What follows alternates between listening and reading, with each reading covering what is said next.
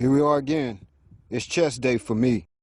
After a heavy workout on chest, I like to end with these two exercises to tighten up the center of the chest. Try it for yourself and see if you like it. I recommend 3 sets, 12 reps each. Like, comment, share. This particular exercise is called a pectoral fly. It is very good for tightening up the center of the chest. This particular exercise is called a close grip incline dumbbell press. This is also very good for the center and the top portion of the chest. Once again, like, comment, share. I recommend you trying all this and seeing if you like it.